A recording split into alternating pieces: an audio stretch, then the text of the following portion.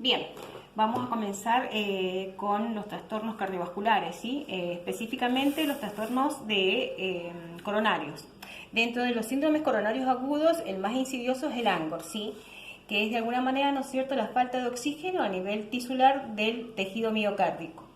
Esto se presenta generalmente en forma regular con un dolor anginoso, o sea, un dolor precordial, que se presenta con disnea, a veces taquicardia y hipertensión, según el estado del paciente.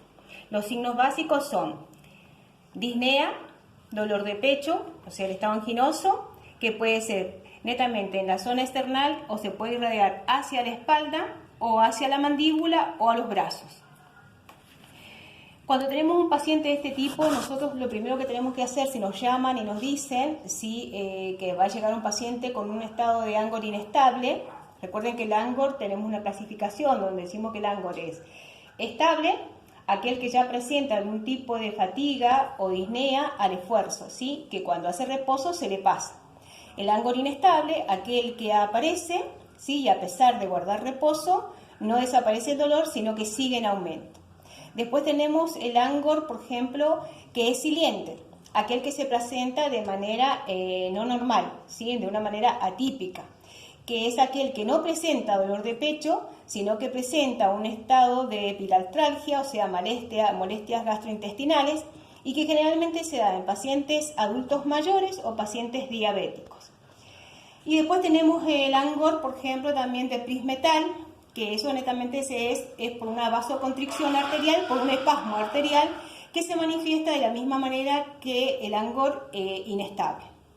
Bien, cuando tenemos, no importa digamos el tipo de ANGOR que sea, siempre hay una estructura de trabajo para recibir el paciente con un estado anginoso inestable o un síndrome coronario inestable. Lo primero que vamos a hacer va a ser preparar la unidad del paciente, donde tenemos que tener un monitor multiparámetro, que ese nos va a servir, ¿no es cierto?, para evaluar en forma constante el trazado del electro, para ver si hay cambios y cómo evoluciona el paciente, para ver si presenta arritmias o si pasa de la isquemia a la lesión o el infarto. Vamos a tener que tener también un cardioversor, ¿sí?, para que de alguna manera, si el paciente presenta algún paro o algo así, ya tengamos la posibilidad de hacer el salvataje. Las bombas infusoras para pasar la medicación, el respirador preparado, ¿sí?, y el carro de paro. Y todos los materiales descartables para el uso, como jeringas, agujas, blusón, vías centrales, todo lo que se necesita como material descartable, gasas, apósito y todo lo demás. Eso lo tenemos que tener preparado antes de que llegue el paciente, ¿no es cierto?, a la sala. Una vez que llegó el paciente a la sala, hacemos la recepción del paciente. Yo en las guías que le envié, ya les envié las acciones de enfermería, cómo opera el operador 1 y el operador 2. ¿Sí? Ustedes ya saben que hay dos operadores para recibir el paciente. Uno es el que se queda con el paciente desde que lo trae el camillero y lo pone a la orilla de la cama y que empieza a hacerse cargo de todo lo que es el monitor, el electrocardiograma, la valoración del paciente, y el otro es el que empieza a preparar en forma inmediata todo lo que son los tratamientos farmacológicos, llamar, ¿no es cierto?, a los servicios complementarios para que vengan a sacarle la analítica, la placa de rayos, la gasometría, las enzimas cardíacas y todo lo que el paciente requiera, y también junto con el médico, ¿está? Una vez que ya se ha definido el rol que va a tomar cada uno, es más práctico para trabajar en forma conjunta en la unidad del paciente. Entonces, lo primero que vamos a hacer, ¿sí?, va a ser colocar al paciente en posición, ¿no es cierto?, en posición de Fowler y tomarle los signos vitales. Para tomar los signos vitales, ¿qué vamos a hacer? Vamos a conectar al paciente al monitor multiparámetro, donde vamos a tener en cuenta la tensión arterial y la frecuencia cardíaca, que generalmente esta hemodinamia está inestable.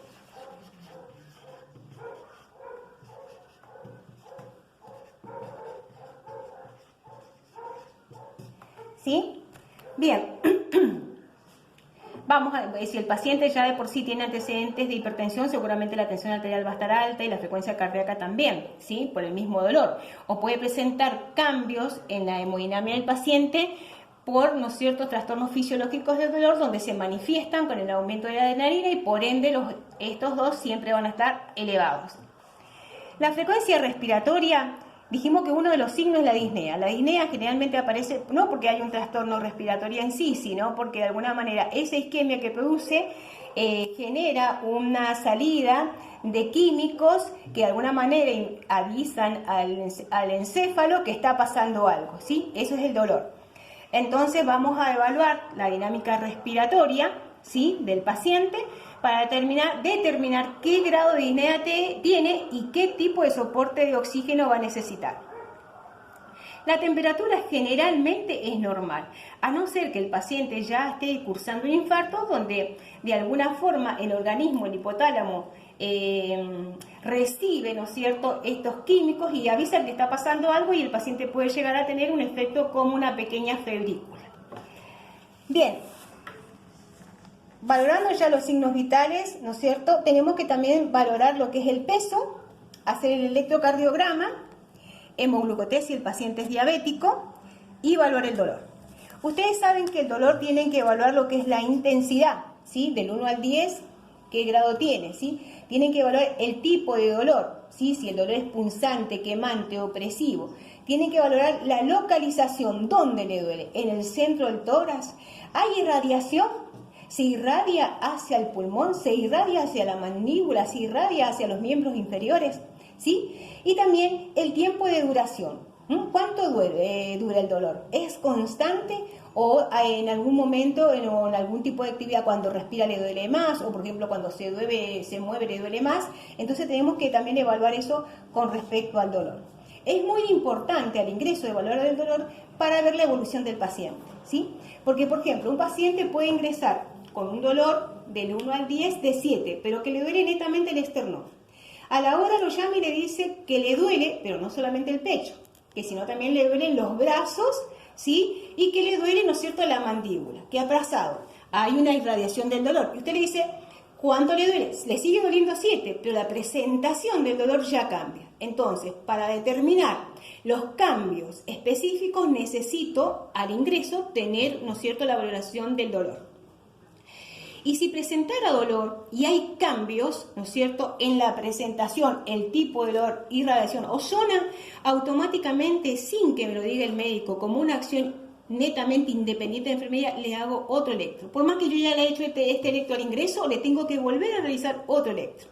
Y avisarle al médico para que vea el cambio que hay, ¿no es cierto?, en el electro correspondiente después del dolor y después del tratamiento. Bien. Entonces, al paciente lo vamos a colocar en posición de semi-Fowler, ¿sí? Es la manera más cómoda para que él pueda inspirar y expirar, porque el paciente, cualquier persona que respira, expande el tórax y por ende ese cejamiento hace que se pronuncie más la disnea y más el dolor. Entonces al paciente, poniéndolo en esta posición, ayudamos a minimizar lo que es la entrada de la filtración del oxígeno y por ende también el dolor. El soporte de oxígeno dijimos que va a ser de acuerdo, ¿no es cierto?, a lo que vamos a evaluar en la función respiratoria, ¿sí? Generalmente necesitan, por ejemplo, oxigenoterapia a bajo flujo, ¿sí? Ahora, cuando el paciente ya se empieza a descompensar, ¿no es cierto?, seguramente vamos a necesitar alto flujo.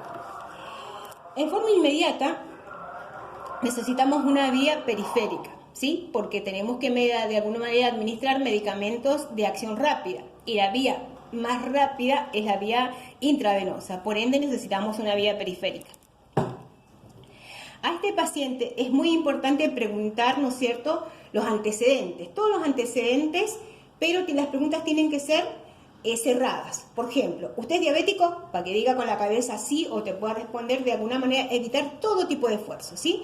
¿Es diabético? ¿Es hipertenso? ¿Ya ha sufrido este caso? ¿Lo han tratado anteriormente por esta situación? ¿Ya ha tenido internaciones previas con este mismo signo? Todas esas cosas son importantes. ¿Por qué? Porque si es un paciente que ya ha, digamos de alguna manera, ha presentado este tipo de características, es un paciente más lábil y por ende con mayor riesgo. Entonces todas las preguntas son muy importantes. Y bueno, vamos a comenzar en forma inmediata con el tratamiento farmacológico indicado por el médico.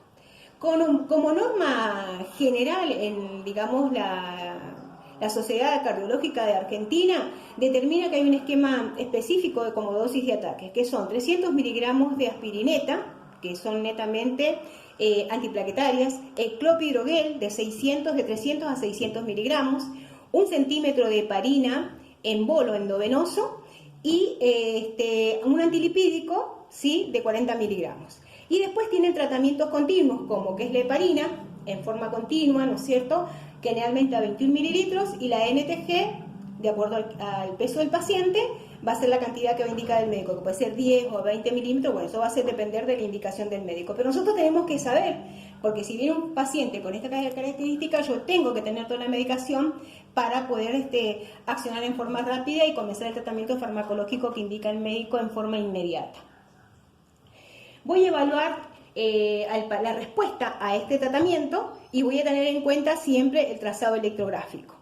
Voy a tener en cuenta el control hemodinámico del paciente para ver cómo están, porque a medida que vaya pasando el dolor, el estado hemodinámico vuelve a la normalidad. La disnea, ¿no es cierto?, también es muy factible que si el paciente responde en forma inmediata al tratamiento, no va a ser necesario ya más el oxigenoterapia. Entonces eso hay que evaluarlo, ¿sí? Y tenemos que tener en cuenta la función urinaria. Eso sería en la recepción.